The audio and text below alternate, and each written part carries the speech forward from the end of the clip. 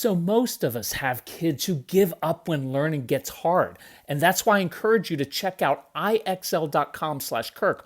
IXL is an online learning program that can be used by any student from K to 12, whether they are struggling in a particular subject or homeschooling. Kids love IXL's positive feedback, awards, and educational games. IXL encourages kids to find joy in learning through video tutorials that guide your child in the way your child learns best. Each activity on IXL helps your child build up the determination to push through challenges and feel a tangible sense of accomplishment from learning. And IXL's extensive content library empowers kids to explore their interests and take charge of their learning journey. Make an impact on your child's learning. Get IXL now. Calm Parenting Podcast listeners get an exclusive 20% off an IXL membership when you sign up today at ixl.com/Kirk. Visit ixl.com/Kirk to get the most effective learning program at the best price. So Casey and his wife were visiting friends this past week, and they saw a Cozy Earth catalog on their table. And he said, "Wait, you guys know Cozy Earth?" And they said, "Yeah, all our bedding has Cozy Earth bamboo sheets. We're hooked. Softest bedding, best sleep we've ever had." So Casey asked, "Does your guest bed have Cozy Earth sheets? Because we'll visit you more often if it does." And of course, he liked being the hero, adding, "If you go to cozyearth.com/calm and use code CALM, you'll get 40% off." Look, once you try Cozy Earth pajamas or casual wear, or sheets or towels, you'll find, like many families, that Cozy Earth isn't a product. It becomes a lifestyle. You expect to feel unbelievably relaxed and comfortable day and night, and you won't settle for less. Cozy Earth is a sanctuary amidst your hectic life. Visit cozyearth.com/calm. Use code CALM for 40% off best-selling sheets, towels, pajamas, and more. That's cozyearth.com/calm with code CALM for 40% off. So your strong-willed child wakes up with an agenda. She's pictured something in her brain, and now she sets out with a single-minded objective to accomplish her mission. She's determined and focused and relentless. She resists help or defies you when you say no. She is undeterred by any threat of consequences or logical reasoning. When her plans inevitably go awry, she begins to melt down and lashes out at you, even blaming you for something you had nothing to do with. She's angry, frustrated, disappointed, and nothing you try is working. You kind of kindly warn her that she's stepping over the line. You try rational talk to convince her that everything's okay and she shouldn't be so upset. And this makes her even more upset. So she calls you stupid or something disrespectful, perhaps even throws something and breaks it. Now she's gone over the line. So naturally you say, "You know what? Now that you've crossed the line, young lady," which she has, now that you have, because you lashed out and called us disrespectful names or broke that vase, you just lost your sleepover with your best friend or your car privileges for the next 3 days. And then your child really loses it. So how do you prevent this? How can we handle this situation differently? What is really happening underneath the surface that turns a minor disappointment into a major, massive blow up? That is what we're going to discuss on this special edition of the Calm Parenting Podcast. So welcome. This is Kirk Martin, founder of Celebrate Calm. You can find us and our Mother's Day sale at celebratecalm.com. Happy Mother's Day, moms. And if your husband didn't get you what you wanted, tell him what you really want now, which is a changed home. I want you calm. I want you to learn how to de-escalate our kids because we have everything on sale. So let's set the stage for this really important episode. Here is the child we are talking about. You have kids who are very particular. They know exactly what they want to accomplish, but they don't always have the tools to do it. They're intense. These are kids with busy brains, which makes it feel like everything is out of their control. And that's why they struggle with transitions, changes in plans, and little things going wrong. That's why they boss other people around. They control situations, change the rules of the game, or quit. Carry little acorns or stones in their pockets because that gives them at least the illusion of some control. And it's also why they can have extremely intense reactions. Some of us have really intense reactions as well. We get triggered by our kids getting triggered, right? So think about that. We get triggered by our kids getting triggered. No blame, no guilt. But you have to keep working on that or you will escalate these situations every single time. And when you do change, your kids will have seen and heard the most important lecture ever, that my mom and dad changed right in front of me. So I was working with this family whose son, like many of your kids, would try to do something or ask for something. When met with resistance, their son's emotions would snowball very quickly. You've seen this in your kids. You can see their faces get red and rigid. They get demanding. And like most of us, these parents would stay calm at first and try to reason with him to calm him down. But then he'd get more upset and escalate by calling them names or throwing something. See, now your patience is gone, and you can't allow this child to say such things, so you deliver a consequence. You know what? I gave you a chance, but you crossed the line. No sleepover, no car keys, no Fortnite, no new dress, no play date, no screens, whatever it is. And your child then goes scorched earth. And we're talking about a meltdown that may last 45 minutes or even hours and ruin the whole day or night. So how do we do this differently? So I'm going to go through some steps. Number one, proactively begin to observe your kids and know what is calming to them. See, I want to work with your child's nature. In this case, we discover this boy, their son, likes to occasionally lead little hiking expeditions around his neighborhood and in the woods. So he'll grab a backpack, he'll fill it with snacks, then he'll lead his family. Of course, he's the one leading because he likes to be in control. Because when you're in control, that gives you some measure of homeostasis. You're eliminating unknowns. And that eventually helps the dad in this story, as we'll see in a few minutes. Number two, control yourself. Before you discipline or give consequences, deal with your own triggers. Slow your inner world down purposefully. Before I learned how to do this, I would escalate almost every situation because I just couldn't control myself. I was so reactive. Because when you control yourself, it allows you to get out of that reactive mode. Look, nothing good happens in the reactive mode. Some of you have a fight, flight, or freeze response due to past trauma. And so that makes it even more difficult. But when you slow yourself down, you can see the situation more clearly. A mom just emailed a couple minutes ago before I started recording and said, I am only a few hours into your programs and I can feel my attitude shift already. I am slowing my world down so I can see what is really happening, and now I can respond instead of react. Good job, Mom. That's what we're after. Number three, this is a huge insight. What we are dealing with on a very deep level is shame and embarrassment, and that is the rocket fuel that causes your child to want to burn it to the ground after you give the consequence. So see if this makes sense. As a grown man, I have lost it before in front of my family, usually over something small going wrong. I overreacted to something. And what do I start seeing? I look up and I see these people, my family, that know me best. The people from whom I cannot hide a thing. They know all my quirks. They know the good parts of me, but they also see my flaws and my shortcomings. And these are the people in front of whom I am naked and vulnerable.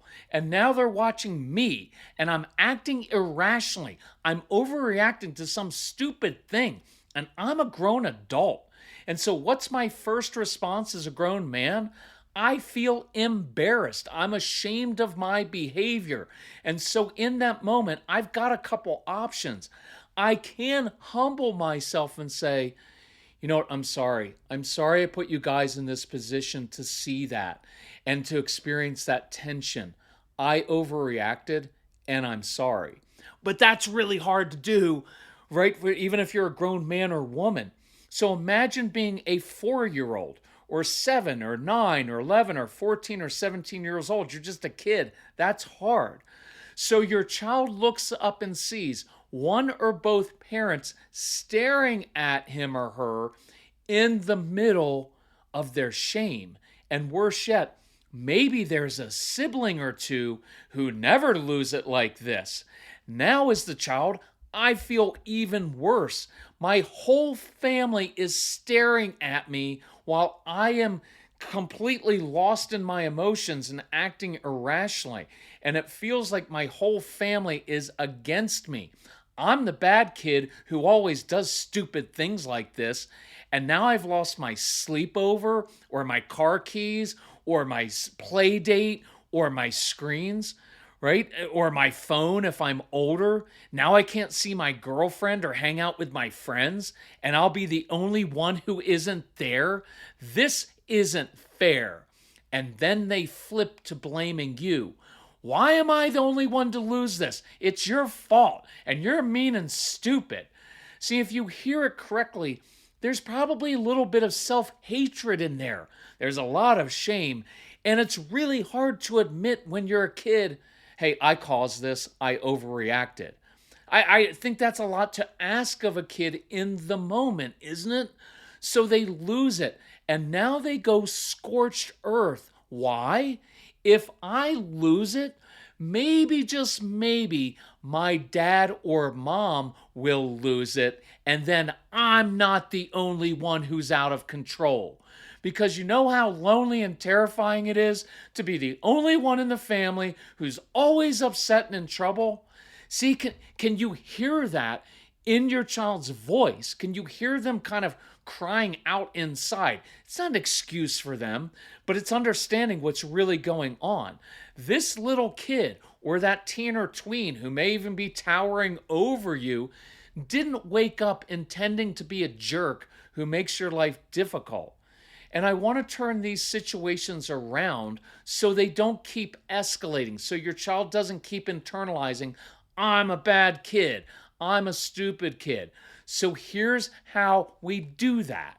Point number 4, use intense validation. You have intense kids. They like intensity. They crave intensity, and it's calming to them. So use positive intensity to validate what they are experiencing. Of course you're frustrated. You had an idea in that awesome brain of yours, and it didn't work the way you wanted it to. That's frustrating. Stop expecting intense kids to be someone other than who they are. Stop being afraid of their intensity or treating it as if it's something bad. Instead, use it to your advantage and stop talking to them in these calm, sweet tones and trying to reason with them. That makes them furious. I don't like it either, but that intense validation, yeah, I'd be really angry too. That can be settling in this moment. I've never said this before, but I kind of think it's true. When you are too sweet or calm in these moments, it's kind of mean. It says, I don't even understand you or your very nature or know what you want, so I'm going to try to pacify you by talking like this. It kind of feels like a wife being dismissed by her husband. Oh, honey, it's okay. It's no big deal. You're just overreacting. So stop with the sweet, quiet tone with these kids. It's infuriating. Learn to use that intense validation. Now, here is a really cool and important tool to use as well. I can say without a doubt, one of the best things we ever did was teach Casey how to manage money from a young age. It has made a huge difference in his daily life. That's why I'm excited that today's episode is sponsored by Acorns Early. Acorns Early is a smart money app and debit card for kids that helps them learn the value of money. You can even set up the Acorns Early chores tracker in the app and automatically send a weekly allowance to your kid's account. Your kids can spend what they earn with their very own debit card. You know your kids are going to love this sense of independence while you have parental controls to watch their spending. Using Acorns Early is a fantastic practical tool to show your kids how to delay gratification and manage their own money. Head to acornsearly.com/calm or download the Acorns Early app to help your kids grow their money skills today. That's acornsearly.com/calm. Acorns Early Card is issued by Community Federal Savings Bank, member FDIC, pursuant to license by MasterCard International. Terms and conditions apply. Monthly subscription fee starting from $5 per month unless canceled. Moms and dads, you and I have kids who love to build stuff and figure out how things work. What if you could feed your child's engineering brain or creativity with a new, fun project to build each week this summer? KiwiCo delivers awesome science, engineering, and art projects right to your door with everything you need to complete the project. My nephew and I just built the KiwiCo delivery robot together, and I love the confidence and curiosity that these KiwiCo projects spark in him. I signed my nephew up for the KiwiCo Summer Adventure Series, which is why I am his favorite uncle. Your kids will receive 6 hands-on project kits over 6 weeks. And we're most excited about the archery set because he gets to build his own bow. Plus, it gets him outside, off screens, using his natural skills and learning new ones. And KiwiCo offers summer programs for kids of all ages from 2 through the teen years. Build the best summer ever with KiwiCo. Get $15 off on your summer adventure series at kiwico.com/calm. That's $15 off your summer adventure at kiwico.com/calm. Number 5, de-escalate by giving your child a way out. Give your child space in order to save face a little bit. It's a really effective tool to use. A really good way to do this is to give your child something he or she is in control of. So, step with me back into this scene with this family. The dad in this situation told me he had just gotten home from work, so he was in that transition time between being hyper-focused on work at an office where things are orderly and largely in his control, with mainly rational adults who are not throwing tantrums and screaming and calling you names. But now he walks right into what is essentially a combat zone. Tensions are high. It's a face-off between a child and 2 parents staring down at him. Everyone's emotions on high alert. And there's a sibling watching as well. Who's going to make the next move?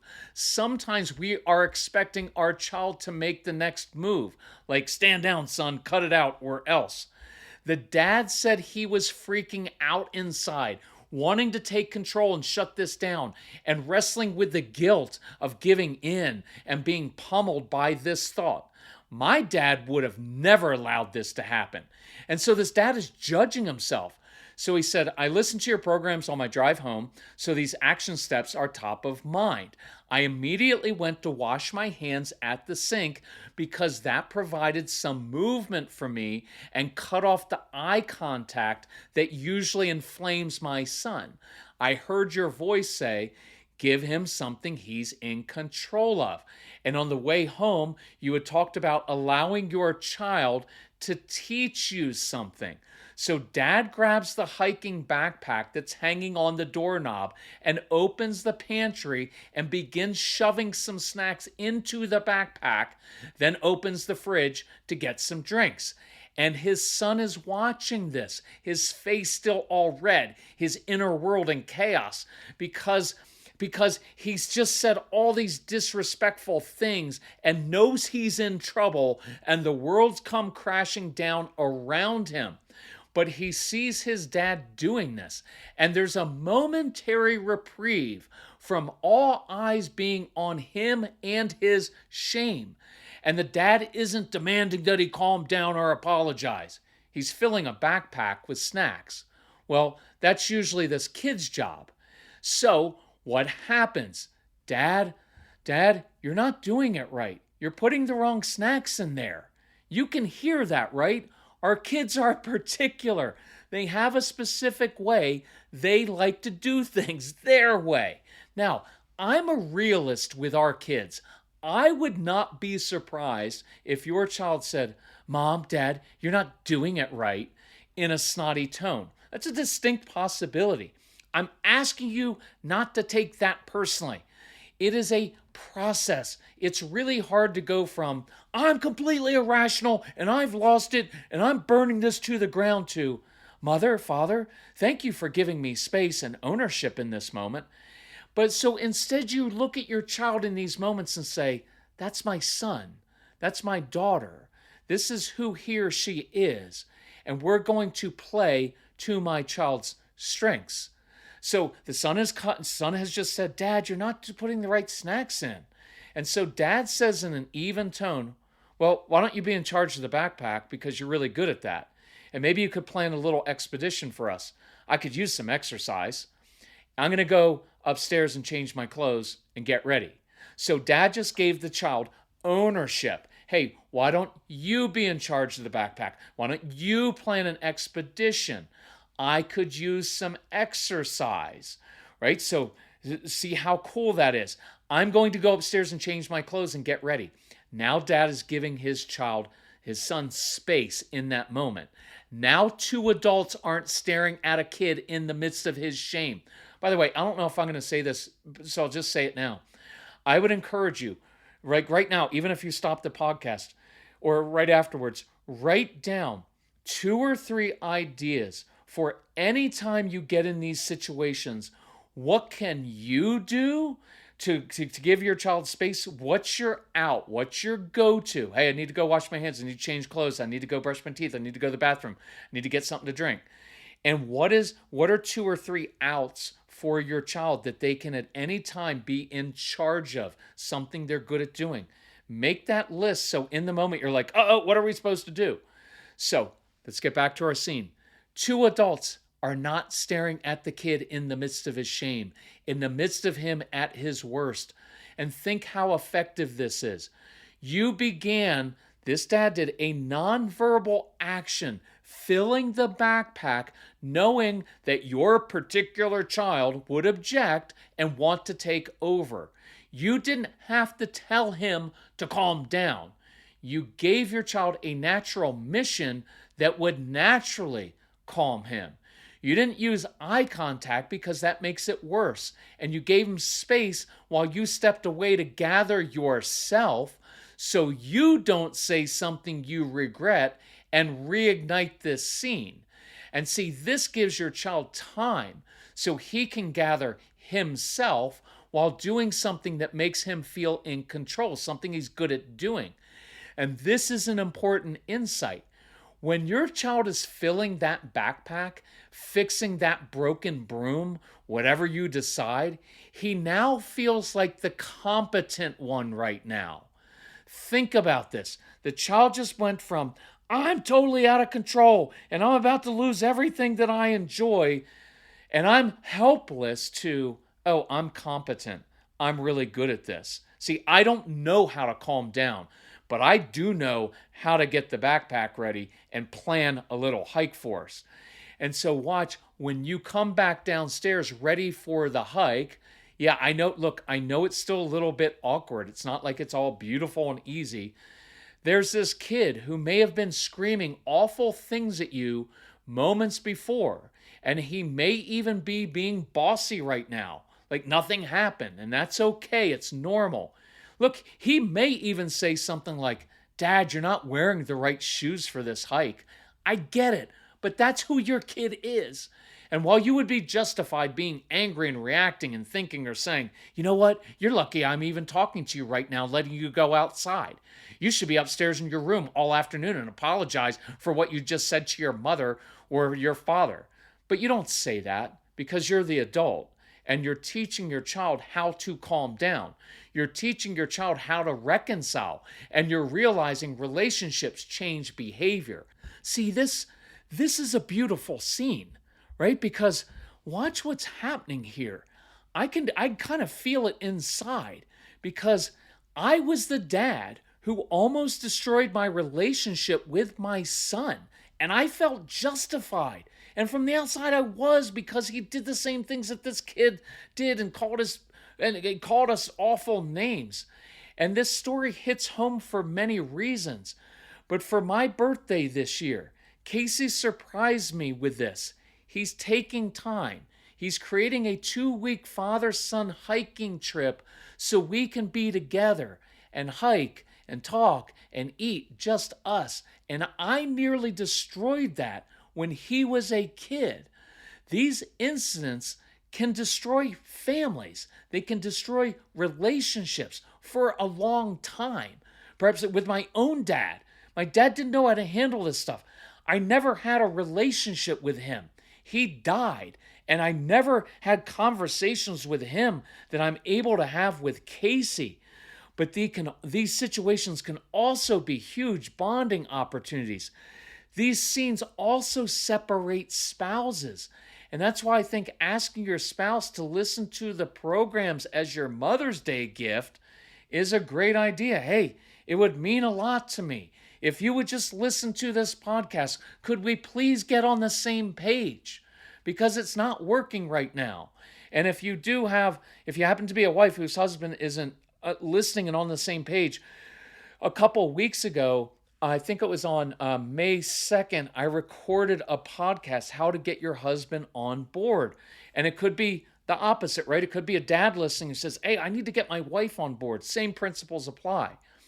And so these incidents can also continue to reinforce destructive narratives in your kids' brains and hearts. I'm a bad kid. Nobody likes me. Everybody's against me. I'm stupid. I don't know how to calm down. I'm helpless. But instead, now watch what's happening. You're using motion changes emotion, right? That's our phrase. Motion to go for a walk or hike. You're getting fresh air. You're moving your child to a different place emotionally and psychologically and physically. And while you're walking, there is no eye contact, which is really important right now. You're connecting and bonding in the moment of your child's worst moment. And you let this explosive child lead you on a hike. And I can promise you 100% that sometime during that hike, you're going to hear an apology. Your child's going to say, Dad, Mom, I'm sorry. I shouldn't have done that. I shouldn't have said that. Why? Because you created an environment in which it made it easier for your child to humble himself because you first did that yourself. And if you could really see inside your child's heart, you'd hear this. You'd hear your child kind of struggling inside. Why do I do this? I'm ruining my own life. I'm always in trouble. It's my fault. And your kids feel just as helpless as you do to handle this. That's a really big insight. So you may utter, hey son, I apologize because I got upset myself and I escalated. I haven't always modeled how to handle disappointment. And now you're walking next to your child. You're coming alongside your child to teach them how to handle these situations differently. See, now you're disciplining. Discipline doesn't mean to punish or give consequences or send a child to his or her room. It means to actually teach and show and walk alongside and problem solve. So let's work on that this week. I know this was a little bit heavy in some ways, but these are make or break kinds of moments where your family starts to either fall apart or begins to heal. And so I would encourage you, listen to this again so you can hear what your child is feeling inside. So you can picture this in your own situation with your daughter or your son, whatever age. I would encourage you, let your child listen to this particular episode and ask them, is that what it feels like? What could we do differently? You want a cool question? Have your child say, hey, what could I begin doing in the moment when you're getting upset that would help you? Ask that. That's partly why I want your kids listening to our programs. I don't care if they're listening to the adult programs. There's nothing bad. There's no There's no secrets in there. You're having a family conversation. You're being vulnerable. And then you can ask your child, well, the next time you do get upset, because it is a fact of life that you're going to get frustrated. You're a really intense kid, and I love your intensity. It's going to lead you to do great things, but it means you're going to have some intense reactions sometimes. What can you begin doing differently? See, that is really cool. And I encourage, take advantage of the Mother's Day sale. Your spouse, your parents, and kids, everybody gets access to the programs. Specific action steps. I'll share it with your parents, with teachers. It's way cheaper in therapy. But anyway, thank you for listening. Please do share this podcast with other people. I appreciate you doing this. I think this one will help a lot of families. Thank you for breaking the generational patterns. Super proud of you. Respect you all. Love you. Talk to you next time. Bye-bye.